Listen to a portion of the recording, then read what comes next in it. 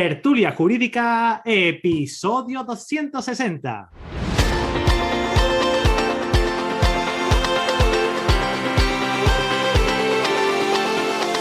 Hola, buenos días y bienvenidos a Tertulia Jurídica, el podcast donde los profesionales del derecho se quitan la toga y comparten su visión sobre temas de actualidad.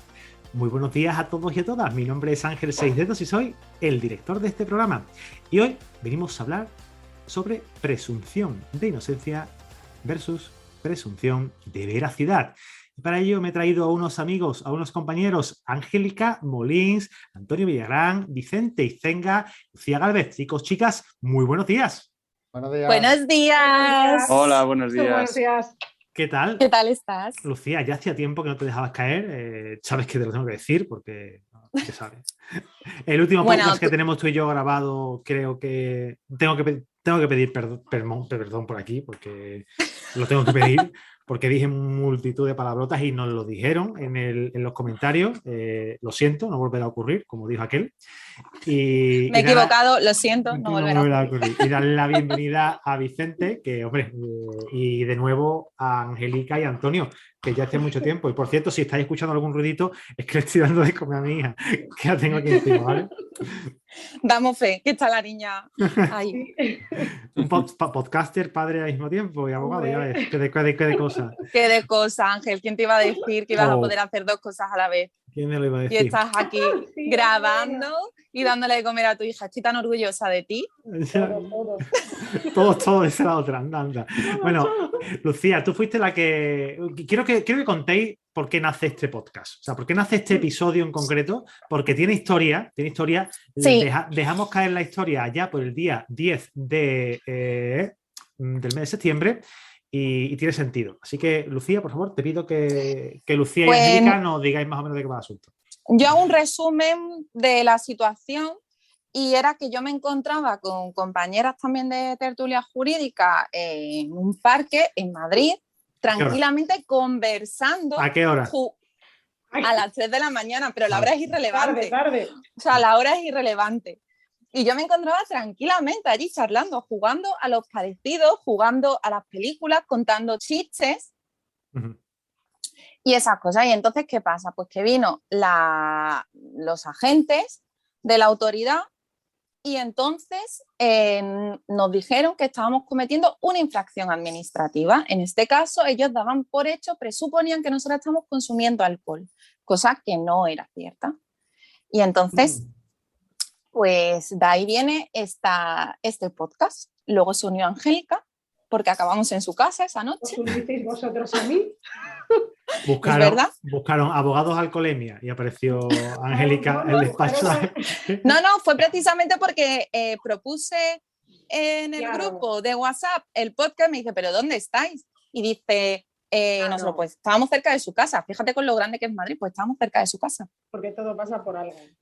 Y también a esto se unen, aparte de las cosas y de los temas administrativos que está contando Sofía, cómo se comporta la Policía Nacional ante prácticamente un delito de abuso de autoridad.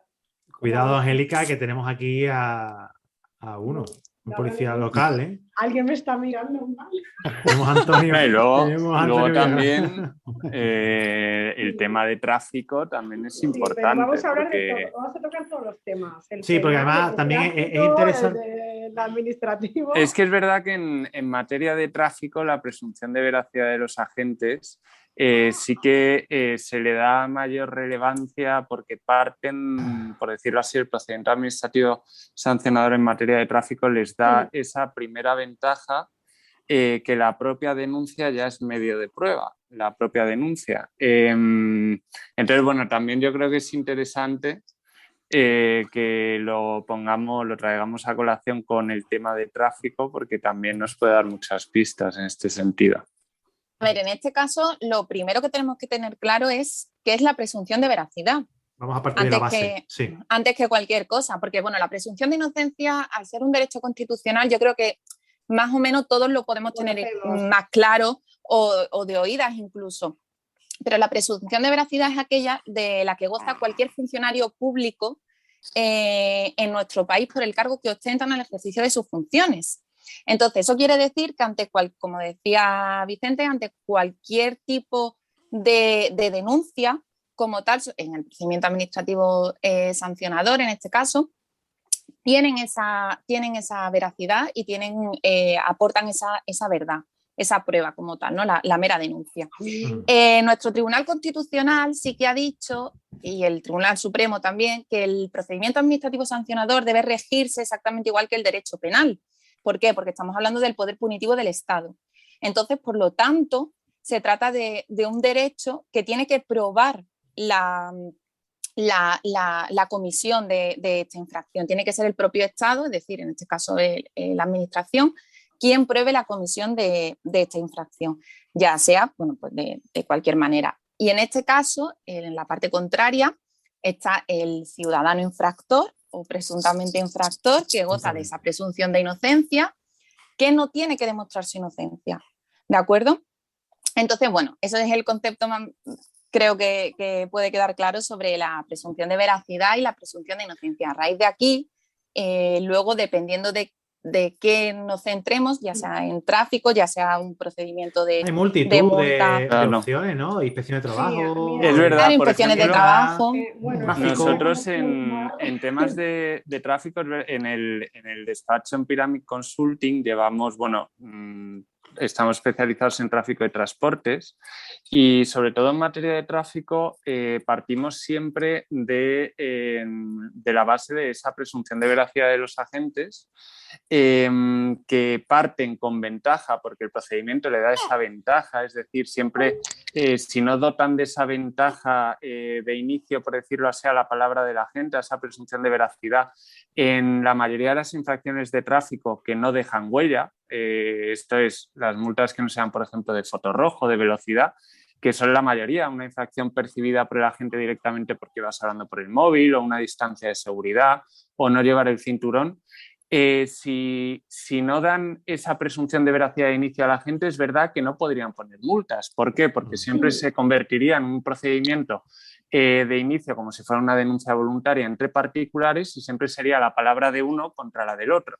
Claro. Entonces, es verdad que de inicio se le da esa presunción de veracidad a los agentes. Ahora, esa presunción de veracidad no es absoluta y permite prueba en contrario. La propia Ley de Seguridad Vial, por ejemplo, admite esa prueba en contrario y hay jurisprudencia de tribunales superiores de justicia que dicen que los agentes en materia de tráfico, pese a tener esa presunción de veracidad de inicio, si el interesado niega los hechos en el procedimiento y solicita como pruebas, entre otras, un informe clarificador del guardia, del agente denunciante, y una testifical de los agentes, tanto del agente que formula la denuncia como del agente testigo.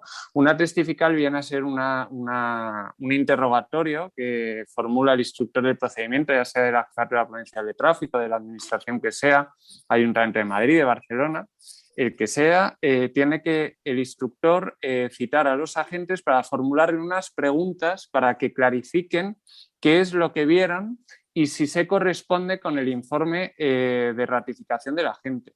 Es muy importante porque si no, se convertiría siempre en la palabra del guardia que prevalece sobre... Contra el sancionado. Claro, contra el sancionado que prevalece y por tanto es, si se le da una presunción total, el procedimiento administrativo en materia de tráfico, por ejemplo, no existiría, es decir, el procedimiento se reduciría a te han puesto una multa, la tienes que pagar. Y punto. Sí. No tendrías posibilidad de mostrar disconformidad abriéndose un procedimiento en el que tú puedes pedir pruebas y defenderte. Al final es un medio de defensa. A mí es que me llama mucho la atención esto que comentaba Vicente y ahora que tenemos aquí a Antonio, que entiendo que habrá puesto no una ni dos, alguna que otra más. Y tres. De verdad, Antonio, ¿os llegáis a acordar? Bueno, cuando tenéis que testificar. Aprovecho ahora que no os acordáis, no mintáis. Venga, vamos a dejar hablar a Antonio, por favor. No sé qué hago aquí delante de abogados, pero bueno, voy a intentar salvar los muebles. Bueno, yo creo que la bebé también va a ser abogada, ¿eh? No, la bebé no va a ser abogada. Es digno de mencionar, Antonio, que te prestes siempre a venir en solitario, cuando tienes aquí siempre a la gente que va en contra tuyo. Porque además siempre que viene... Porque la valentía de las fuerzas y cuerpos de seguridad del Estado se denota en estas circunstancias. No, cuidado. Ya rectificamos con los primeros episodios que dijimos que no son fuerzas y cuerpos de seguridad del Estado. Fuerzas y cuerpos de seguridad. Vale, es verdad. Si recuerdas el primer correo que intercambiamos, yo siempre he pensado que todos estamos en el mismo barco, aunque con distintos puestos. Total. Es verdad. Lo que habéis dicho en cuanto a presunción de veracidad, evidentemente es totalmente cierto y no hay nada que decir en contra. Sí es verdad que se nos olvida un pequeño detalle, bajo mi punto de vista muy importante, que es que el que tiene esa presunción de veracidad no es la persona, sino es el cargo que la persona ostenta. Pero que ha llegado a ese cargo a través de un procedimiento selectivo mediante el cual esto que se le critica tanto al funcionario de esa inamovilidad en el cargo es precisamente para eso, para que esa inamovilidad, para que esa persona esté totalmente ajena a cualquier presión y pueda tomar las decisiones en el ejercicio de su cargo con total libertad y sin presiones. Y de ahí deriva esa presunción de veracidad que, como bien decía Vicente, está condicionada a la prueba en contrario. Y además de que está condicionada a la prueba en contrario, conforme va avanzando el tiempo y va avanzando la tecnología, esa prueba en contrario cada vez es más fácil de encontrar. Pues ya hicimos programas al respecto en cuanto a grabaciones y tal. Entonces, esa prueba en contrario, como ya digo, es bastante más fácil de tener, salvo en algunos casos. Estoy de acuerdo con Vicente que, por ejemplo, en materia de tráfico, si yo digo que te has saltado un semáforo, tú dices que no, pues verás, es bastante complicado elucidar quién lleva razón, pero bueno, que tampoco es raro ya que haya una cámara por allí, no necesariamente de tráfico, sino de seguridad de un banco o alguien haciéndose unas fotos. Claro. Pero hay otro detalle que a mí me parece todavía más importante. Yo es que, como he dicho antes, he puesto 3 o 4 denuncias a lo largo de mi vida ya. Es que cuando yo escribo una denuncia, estoy escribiendo un documento público que está protegido por el derecho penal y que si yo miento y se demuestra que he mentido, estoy tiene responsabilidades en un documento público. Entonces tengo que decirte una cosa, un inciso, que no existe en derecho penal ningún tipo de veracidad en las declaraciones que prestan los policías. Hay jurisprudencia del Supremo que lo que puede quizá otorgar es la presunción de credibilidad a la gente, pero no la veracidad. Quizás no me he explicado bien, Angélica. Me refiero a que cuando yo escribo una denuncia administrativa, eso es un documento público, susceptible de cometer una falsedad en documento público. Es lo que quería decir. Evidentemente, en la vía penal está claro que no tenemos esa presunción. Esto de la vía administrativa. Entonces, a partir de ahí partimos de la base de la Ley de Procedimiento Administrativo Común, la 3915, y todas las leyes sectoriales que regulan las distintas infracciones en vía administrativa, que prácticamente en su totalidad regulan la presunción de veracidad salvo prueba en contrario. Por lo tanto, esa presunción de veracidad, y ya resumiendo, remite o viene de esa posición como funcionario público y que por lo tanto suponemos que estamos exentos de presiones y que tomamos las decisiones con total libertad y que, por otro lado, admite, como no podría ser de otra manera, yo siempre sabéis que soy muy estricto con las reglas del juego y como puede ser de otra manera, prueba en contrario. Y precisamente porque admite prueba en contrario, os puedo garantizar que nosotros nos cuidamos mucho de mentir en una denuncia. Hay casos, y ahora que los oyentes no ven las caras, pero yo sí las veo, y en todos los gremios habrá buenos y malos, por supuesto, pero que sí hay no uno ni 2 casos de compañeros que se han visto implicados en una falsedad documental porque al final el infractor ha podido demostrar que no era verdad o que había alguna animadversión personal. Por lo tanto, eso de que el guardia siempre lleva razón, pues no es verdad y no debe ser verdad. O sea, Antonio, y ahora una pregunta. Una pregunta que es un bulo, bueno, no sé si es un bulo, pero es una cuestión que está muy extendida por toda la sociedad española. Sí. ¿A que la adivino? Es cierto ¿Y cómo para ir por multa? ¿Cómo se nos ve el venir, que a final de mes os dicen cuántas multas habéis puesto y cuántas ¿Y que os pagan en función a eso? Es que, perdona, no ha dicho que no. Esperaba otra pregunta y me has dejado fuera de juego. Yo creí que te ibas a preguntar si nos llevábamos algo por las denuncias. Sí, bueno, ya te lo estoy esa era la preguntando pregunta. yo. Es otra Que se os pagan en otra- función de las denuncias que ponéis. Seguro. ¿Cobráis una comisión por las denuncias No, no, que no, ponéis no, al cabo del día? no es Os voy a- comisión, no es Eso comisión, es una no. pregunta personal Vamos, mía, de Angélica. Angélica, vamos No. a reformular la pregunta a condiciones, ¿vale? Antonio, Vale. Ujú. ¿la policía local tiene algún tipo De comisión. de plus? No, comisión es mala palabra. Bueno. ¿Tiene algún tipo de plus, convenio o algo que en función de las sanciones que pone cada agente? Si un agente genera 30.000 euros mensuales, ¿cobra 3 euros más? No. Vale. Es rotundo, ¿verdad? No, sin matices. Y ahora lo voy a demostrar. Seguro que todos conocéis el Estatuto Básico de Empleado Público, ¿verdad? sí. Pues no recuerdo qué artículo, pero creo que han dado los primeros, prohíbe expresamente que los funcionarios públicos tengan cualquier tipo de incentivo por las sanciones que se pongan. O sea, que está prohibido por el ordenamiento jurídico, pero aparte, como funcionario, nosotros cobramos nuestro sueldo al final de mes, pase lo que pase. Y es una de las cosas que se nos critica, ¿no? Que estés de baja o estés en descanso. ¿Vosotros creéis de verdad que si a mí me dieran un céntimo por cada denuncia que pongo, habría forma de salir a la calle sin que fueran denunciados? Es decir, el policía, si yo al día puedo poner 10 denuncias, os puedo garantizar Que pondrían las 10. no, O 20. a lo que quiero llegar con esto es que no tenemos ningún incentivo y no es nuestro fin poner más denuncias ni para ganar más dinero, ni para garantizar la paga extra, ni absolutamente nada de eso. Lo de la Las paga extra es un denuncias típico. se ponen porque es nuestro trabajo, es nuestras funciones y es la única forma que tenemos o que tiene el Estado, la administración, de conseguir que las normas se cumplan, porque evidentemente cuando una persona estaciona mal, se salta un semáforo o hace una obra sin licencia, para no centrarnos en tráfico, de cada 10 personas que haga eso o que no lo hagan, 9 no lo hacen porque no lo denuncian. A lo mejor hay uno que está comprometido con la seguridad vial o con el ordenamiento urbanístico, pero la realidad es esa. Por lo tanto, tenemos que ser conscientes de que las denuncias que se ponen, primero, repito, no tenemos ningún incentivo, porque no lo prohíbe el ordenamiento jurídico, y segundo, es el único medio que la administración tiene para mantener el orden en vía administrativa. La nómina, Antonio, la nómina. Es como si dijéramos, a nadie se le ocurre pensar que un juez cobre más por meter a más años de prisión, ¿verdad? Pues sí, se piensa así. Se piensa también. Se piensa también. Se piensa también. Y fíjate, también se piensa.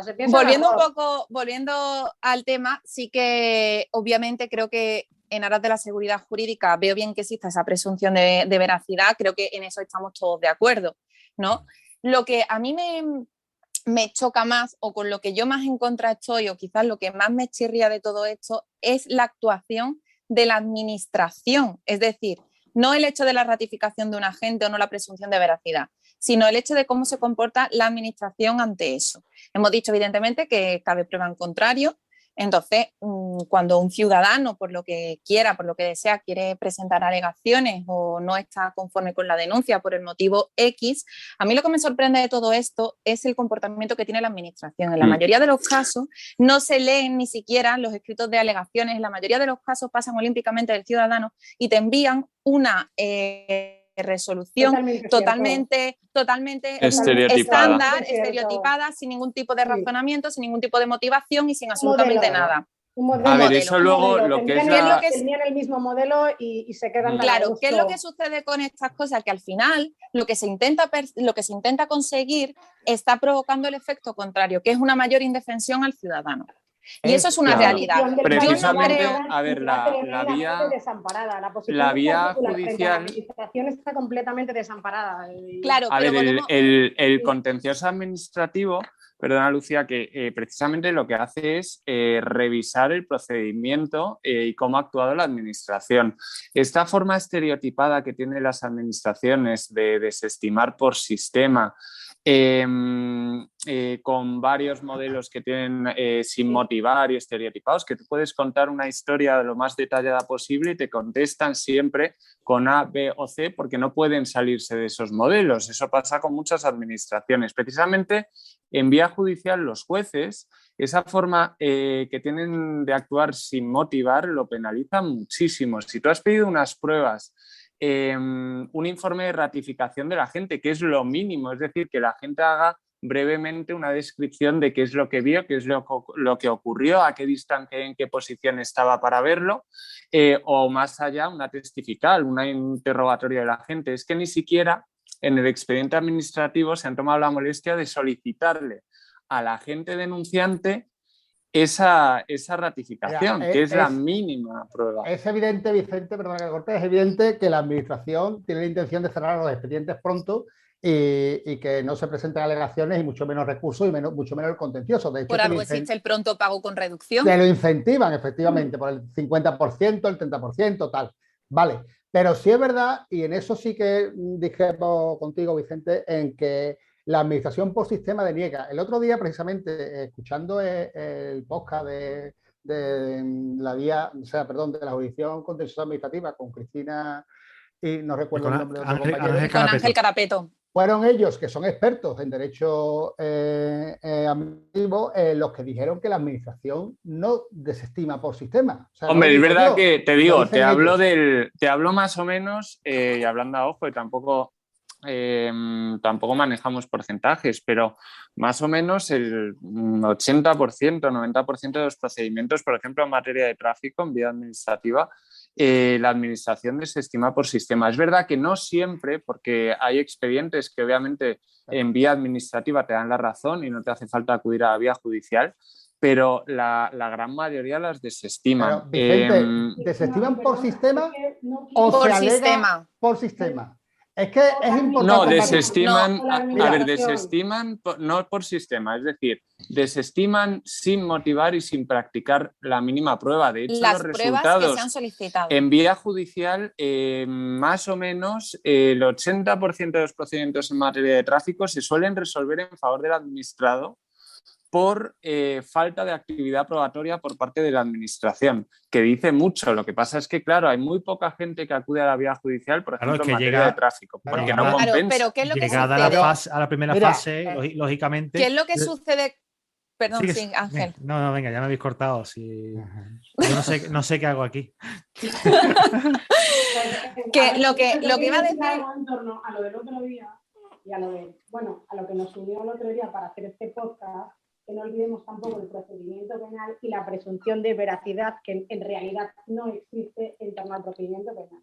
Porque cuando los agentes actúan como denunciantes de los hechos que además se han visto ellos mismos perjudicados por ello, sus declaraciones sí que tienen el mismo valor que las del resto de los testigos, pero cuando van solo como testigos, no, ya que hay jurisprudencia del Tribunal Supremo que los ampara con la presunción de credibilidad. ¿Qué os parece eso? ¿Os parece justo? ¿O deja al particular tremendamente, como he dicho antes, desamparado ante la función pública? ¿Qué pensáis? Yo, bueno, volviendo al tema del contencioso. No, porque es que si no se me va a olvidar. No, pero, es que tiene sentido que tire por ahí ahora, porque es que además, con todo Vicente, yo entiendo que la administración utilice un modelo A, B o C. Lo entiendo perfectamente, por economización, básicamente. Sí, primero, pero... te mando la notificación de, oye, señora, te sanciono, aquí tienes. Bueno, pero como soy buena, te voy a cobrar el 50% si lo pagas ya. Si no lo pagas ya, recurre ya y si eso hablamos. No lo pagas, recurres. Ya sabes que ese descuento, o sea, esa reducción no la vas a conseguir. Y si me contestas y yo no voy a recurrir porque no tengo conocimientos jurídicos y tengo que contratar a una tercera persona para pagarle para eso, entonces pues la administración sabe que va a cobrar sí o sí. Al menos eso. Claro, pero a ver, El problema de esto que supone es que al final los ciudadanos que se ven afectados y que realmente creen que llevan la razón porque la administración no les ha dado una fundamentación ni una motivación para que se desestime ese recurso, acuden a la vía judicial. ¿Y con qué nos encontramos en la vía judicial? Con juzgados que están saturadísimos, que están cansados de decirle a la administración que no deben comportarse así, que no deben enviar resoluciones completamente estándar, que lo que deben es, si un ciudadano te está solicitando algo, evidentemente dárselo, en este caso, en aras de que todo se agilice. ¿Y con qué nos encontramos al final? Ya haciendo una reflexión mucho más genérica, nos encontramos con una administración saturadísima de todo, que no son capaces de prácticamente de cumplir los plazos. Nos enfrentamos a prescripciones, a caducidad. ¿Por qué? Porque ojo, que no se nos olvide que es importante la condena en costas a la administración en vía judicial. Efectivamente. Que hemos llegado a ver condenas en costas de 600 euros por multas de 30 euros. Claro, pero es que nosotros vemos que lo pagamos nosotros. O sea, en nada, ¿sabes? Es que eso sí que es... Y la administración no hace caso a lo que dicen los tribunales. Y es que eso también hay que decirlo. Es decir, que ya no hablamos de una presunción de veracidad, de una ratificación de un agente por una infracción cualquiera. Es que estamos hablando de que al final se está colapsando una administración, de que no está haciendo el trabajo en función de lo que tiene que hacer, de que tampoco tienen los medios quizás necesarios para llevarlos a cabo. Y al final entramos en un bucle. El ciudadano quiere resolver sus problemas en vía judicial, se siguen colapsando los juicios y se sigue colapsando todo. Y eso no es la solución. Mira, la solución no es una resolución estándar. ¿Sabéis qué solución buscaron? Que yo creo que es interesante. La solución que buscaron al final fue una reforma, por ejemplo, en temas de tráfico. Modificaron la ley de seguridad vial en el año 2010. Fue una reforma muy agresiva, que yo entiendo que esto es una opinión personal, fue una época de crisis y fue cuando la administración quería recaudar más. Fue cuando se modificó la ley de tráfico, la bonificación por pronto pago pasó del 30% al 50%. Y el procedimiento se redujo indicándose que si tú pagabas con descuento, renunciabas a formular alegaciones y el procedimiento se tenía por terminado. Es decir, a la administración le venía perfecto y lo ideal es que todo el mundo pague con el 50%. Si tú pagas con el 50%, el procedimiento administrativo, ahora se ha acabado. Antes del año 2010, tú tenías posibilidad de pagar con descuento y recurrir. Ahora ya no. Lo vendieron como un éxito, es decir, claro. Fíjate que ahora te dejamos pagar con el 50%. Lo que no vendieron y lo que la gente no sabía, porque no es especialista en este tema, obviamente, es que la multa que antes era de 140 euros de velocidad pasó a ser de 300. La multa que tú podías pagar con el 30% de descuento, 140 euros, pasó a 300 euros, 50%, con lo cual ellos ya de inicio recaudaban más, aunque tú pagaras 50% de descuento en vez de 30%. Pero es que el procedimiento se liquidó, es decir, si tú pagabas, la administración ya no tenía que hacer nada más. Antes tenían obligación de notificarte una resolución y tenías posibilidad de recurrir. Eso fue la medida de inicio para, por ejemplo, reducir lo máximo posible los procedimientos administrativos en materia, por ejemplo, de tráfico, que fue vamos a liquidar el procedimiento. Entonces, cada vez la gente, cuando recurre, cuando de verdad cree que tiene razón o no está conforme, por eso cada vez es más importante atender por parte de la administración los escritos de los administrados. Vicente, es que antes cuando has comentado del 80%, creo que era de que contestaban... Es estimado, es estimado. Sí, pero sí, yo estoy de acuerdo contigo en ese porcentaje. Pero lo que sí es verdad es que quizás no es que la administración conteste de forma estereotipada, sino que se alega de forma estereotipada. A mí que me llegan alegaciones, evidentemente no lo ha hecho un abogado, se ve claro que no lo ha hecho un abogado, a mí me llegan alegaciones amparadas en normas preconstitucionales, me llegan alegaciones amparadas en normas que están derogadas. Es decir, la gente, y no en tráfico, porque es verdad que en tráfico han acotado tantísimo que casi no merece la pena presentar alegaciones, pero en otros procedimientos te llegan alegaciones sin ningún sentido. Entonces la administración quizás responda de forma desestimatoria en la mayoría de los casos, porque la mayoría de las alegaciones no tienen demasiado sentido. Discrepo, Antonio. Nosotros en el despacho nos encargamos precisamente de eso. Hay un estudio jurídico y jurisprudencial detrás de cada escrito que te puedo asegurar. Pero es que las alegaciones no es necesario un abogado para presentarlas. Y en la inmensa mayoría de las veces las alegaciones no van presentadas avaladas por abogados. Efectivamente, es verdad que las puede presentar el interesado. Y es verdad, y ahí te voy a dar la razón, que debido al volumen enorme que hay, es cierto que la administración tiene que trabajar con modelos. Es verdad que cualquier abogado pues tiene sus trabajos, sus plantillas sobre las que trabaja, va actualizando jurisprudencia, incluso los jueces tienen sus plantillas. O sea, es evidente que con el volumen de trabajo que tiene tanto el que recurre, el recurrente, la administración, los jueces, es obvio que todos trabajamos con un poco, no te vas a poner a redactar cada escrito de cero con una hoja blanco, obvio.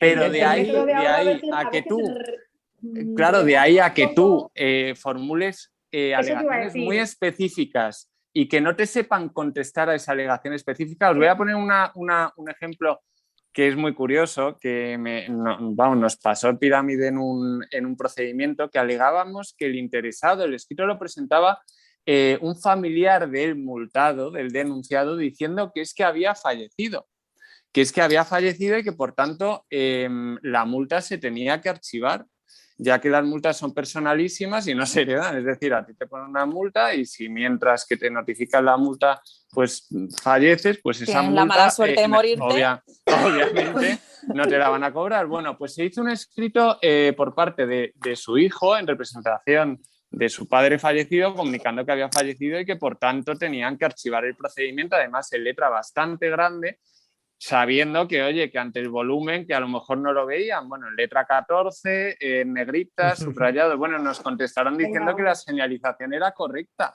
Pero Vicente, vale. Entonces, claro, dices, oye, ¿cómo defenderte contra eso? Pues es complicado. Pero Vicente, es que, verá, y no me quiero meter en lo que no sé, porque de derecho sabéis vosotros mucho más que yo, pero en el caso concreto que me estás contando no hay que pedir un archivo, es una caducidad del procedimiento porque esa persona ha fallecido. Por lo tanto, obvio. Claro, pero es que... Pero tú se lo tienes que comunicar a la administración. Pero tú lo tendrás que comunicar. Claro, pero quiero decir, la infracción tiene que llegar a su fin. O sea, perdón, el procedimiento sancionador tiene que llegar a su fin. Otra cosa es que luego no se pueda cobrar. ¿Y quién te dice a ti que la administración no va a intentar un embargo de esa cuenta para cobrarse la infracción si tú no comunicas que has fallecido? Date cuenta que mientras está el proceso hereditario, la cuenta sigue a nombre del difunto. Claro, perfectamente la administración y es susceptible de embargo. Claro. Mira, lo que pasa es que es un procedimiento muy largo, es un procedimiento largo y es probable que dé tiempo a regularizarlo, pero era curioso porque era un tema de que contestaron indicando que es que la señalización era correcta y que la gente tenía presunción de veracidad, cuando es que tú no estabas negando los hechos, tú estabas diciendo que es que no hay procedimiento, que el procedimiento se tiene que archivar. El problema va a ser nuestro, Vicente, y vamos a tener que hacer... No, oye, cuidado. El muerto para pagar. No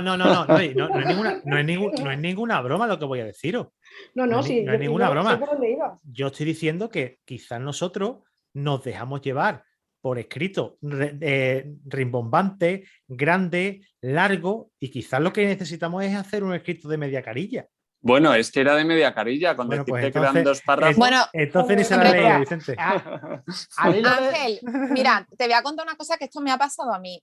Hace un tiempo me quedé... ¿Qué no te ha pasado? ¿Qué no me ha pasado, Ángel? ¿Qué no me ha pasado, por favor?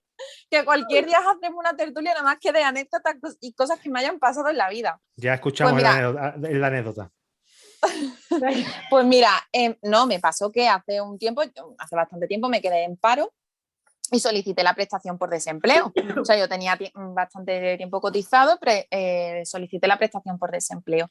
Y entonces me lo denegaron, en principio, sin ningún tipo de motivación. Entonces, yo hice mi propio escrito, ¿sabes? Como yo me pongo, tú sabes cómo yo soy, Ángel, y empecé hechos tal, con fecha y adjuntando con documentos, tal. Así, era una carilla, simplemente una carilla escrita, evidentemente, dirigida al órgano competente, etc. Tardaron en resolver 9 meses. 9 meses tardaron en resolver, que ya tenía hasta trabajo, había encontrado trabajo después, ¿sabes? Y a los 9 meses me ingresaron los 3 meses que había estado en paro.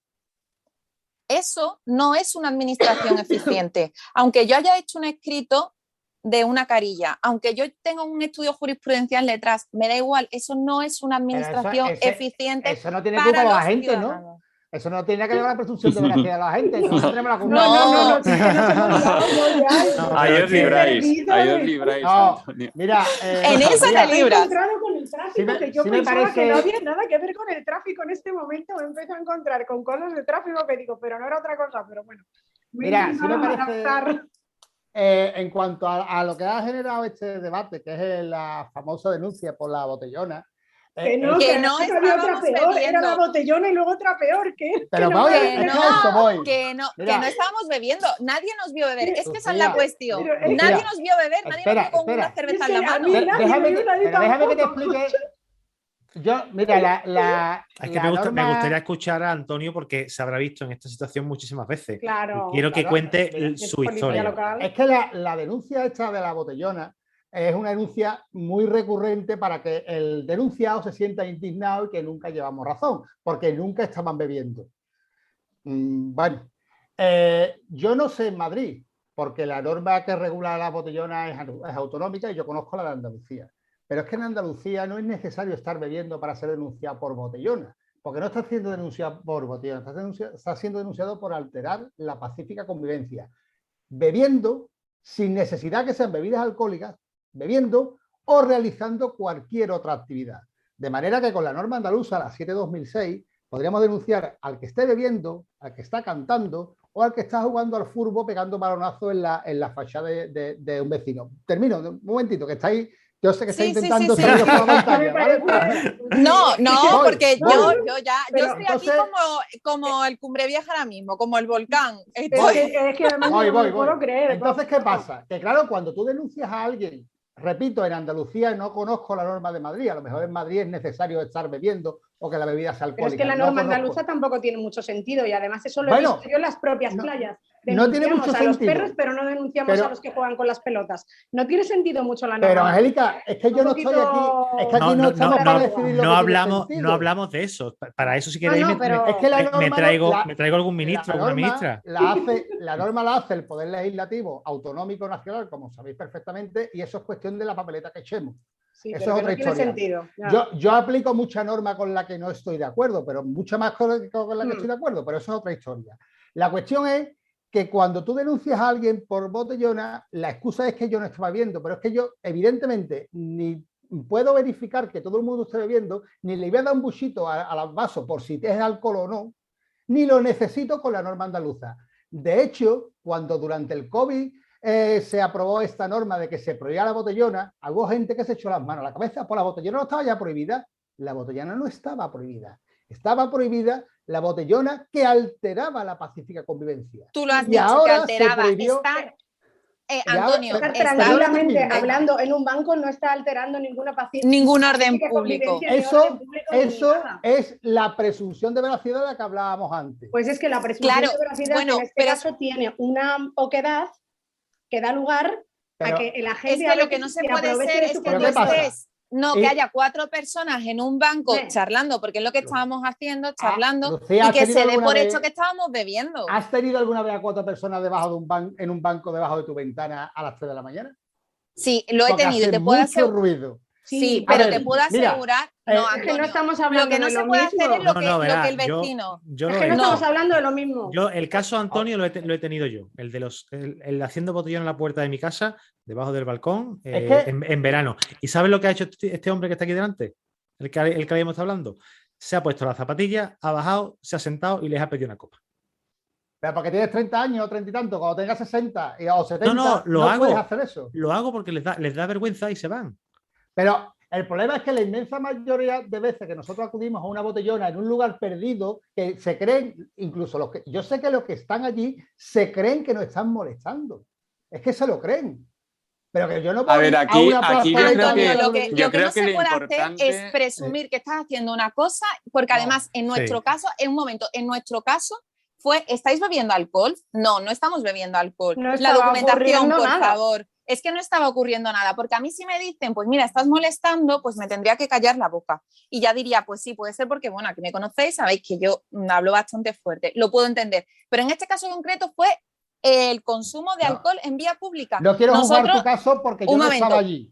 Claro, pues por eso yo te lo había digo. más gente. No fue precisamente el estar molestando, porque además era un parque muy grande, las casas estaban bastante retiradas y estábamos allí. Fue simplemente que llegaron y decían documentación, pues ya está. Porque este señor, porque simplemente les da claro, la gana, no porque este señor considere que puede haber, no, es que habéis tirado las latas. Bueno, señor, pero es que si he tirado la lata y tú no me has visto tirar la lata, tú no me estás viendo consumir alcohol en la calle. Porque es que se está presumiendo una cosa que es que ya tanto el Tribunal Supremo como el Tribunal Constitucional están hartos de decir que quizás la actuación aquella no fuera buena, no lo sé. Pero bueno, por eso... Es verdad que yo me he visto en situaciones en las que llegas y te metes en una plazoleta detrás de unos bloques de piso y te dicen, pero a ver, ¿tú es que crees no que yo estamos voy a dejando a venir nadie? Sí.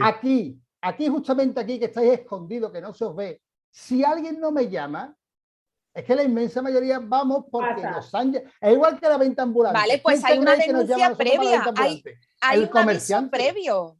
Pero, ¿y en tu caso no lo había? No lo sé, pregunto. No, Hombre, porque además es importante, imagino que, bueno, esto, que observéis los hechos. Es decir, no solo que estéis ejerciendo las funciones, sino que lo observéis. Por supuesto. Cuando es a requerimiento de otra persona, ahí la presunción de veracidad entiendo que se ve un poco en entredicho. No, Vicente, no, la presunción de una persona nos requiere y cuando nosotros llegamos y nos estamos acercando al sitio, estamos oyendo ese mismo ruido que nos han denunciado. Lo observáis. Mira, otro ejemplo muy... Antonio, me llega a mí la denuncia, me va a llegar a mí la denuncia, por ejemplo. Imagínate, no me ha llegado. No, yo no sé si me llegará o no me llegará.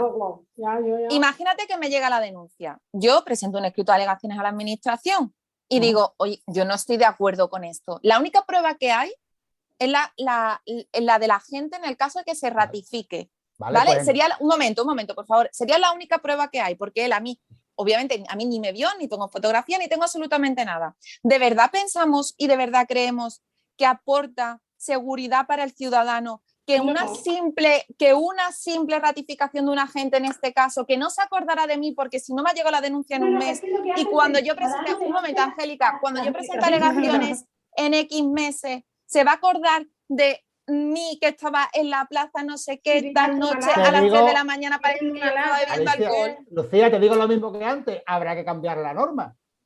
Pero pues la norma lo que sí que están haciendo... presunción de veracidad que lo que yo sí que al menos ejerzo de forma responsable.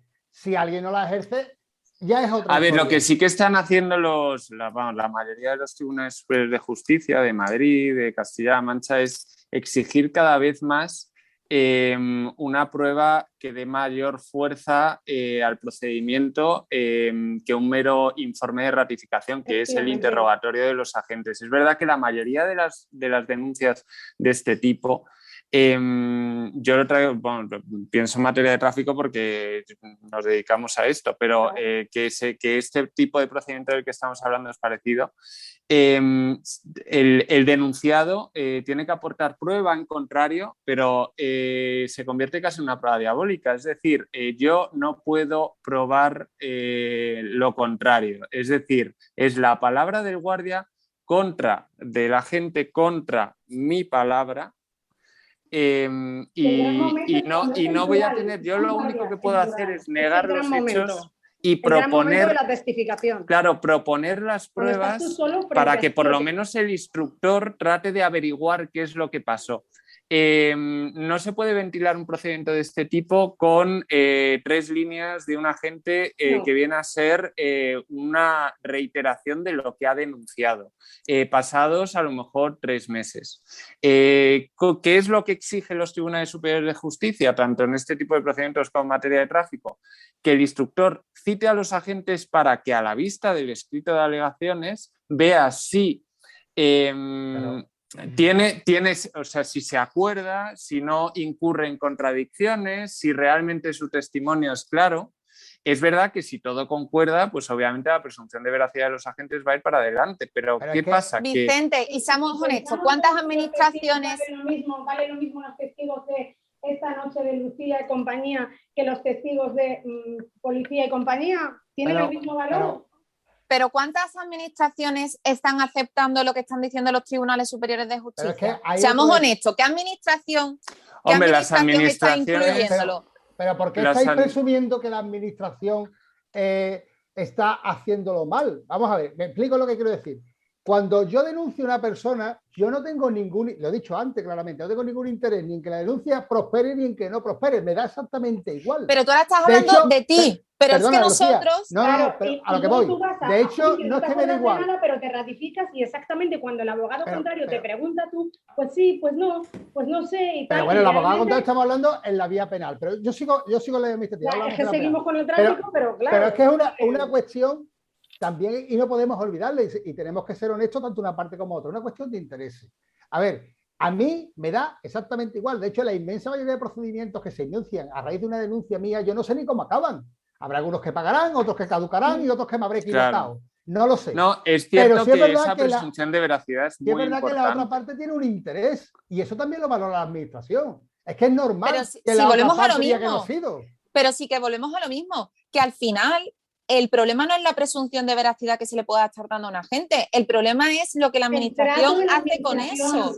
Y el problema es que la administración al final no toma en consideración lo que dicen los tribunales, no toma en consideración las alegaciones que presentan los ciudadanos y se basa meramente en una ratificación, ¿de acuerdo? Que no te digo que no sea verdad, que puede ser verdad, pero que para mí darle una prueba a una ratificación de un hecho que se pudo producir hace 3 meses, yo estoy segura que la gente no se acuerda.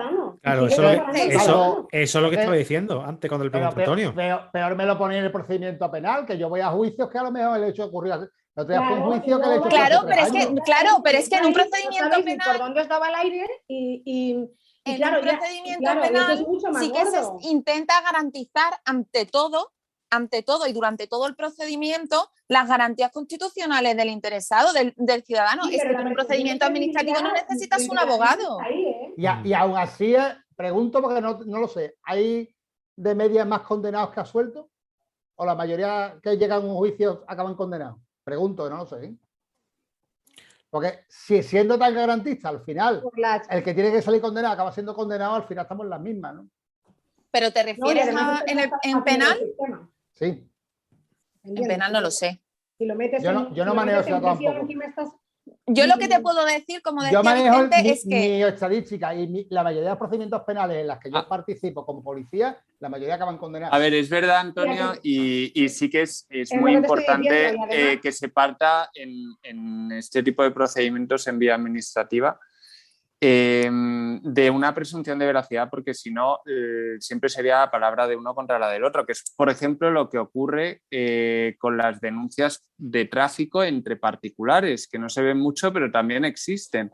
En Pirámide hemos tenido bastantes casos y, bueno, si el denunciado sabe un poco cómo funciona el procedimiento, al solicitar esas pruebas al denunciante particular, la multa automáticamente se archiva, porque es que la mayoría de los casos no tienen otra prueba que su propia palabra, salvo que sea, por ejemplo, una grabación de un ciclista, de un adelantamiento que no respete la distancia. En ocasiones sí que se aporta y eso sirve como prueba, pero entre particulares, el típico pique entre 2 coches, yo te denuncio por conducción negligente, si el denunciado niega los hechos y pide pruebas, se archiva. Para evitar eso y que se puedan formular denuncias, que es evidente que no olvidemos que las denuncias de tráfico pues están para proteger la seguridad vial, ¿no? Entonces, en la mayoría de los casos es cierto que en muchas ocasiones están bien puestas, pero también es cierto que lo que no puede hacer la administración es aprovecharse de esa presunción de veracidad de inicio para ya dar por hecho que todas las multas están bien puestas. Ningún sistema es perfecto. Ahí. Y pregunto, ¿la mayoría de la gente que comete una infracción acaba siendo sancionada? ¿O la mayoría de la gente...? En el procedimiento, te respondo, en el procedimiento administrativo, como ha dicho antes Vicente, el 80%. Vale. Seguro es desestimado. Ahora, si ese 80% fuese a vía judicial, te puedo asegurar que de ese 80%, fácilmente el 80% del 80% le acabarían dando la razón. Por defecto de forma. Pero, Lucía, perdona, ¿le darían la razón porque no hay pruebas o porque no lo ha hecho? Hombre, ten en cuenta, Antonio, esto es importante. Hay algunos procedimientos. Me da igual. Se tiene que demostrar. No, pero yo voy vamos a ver.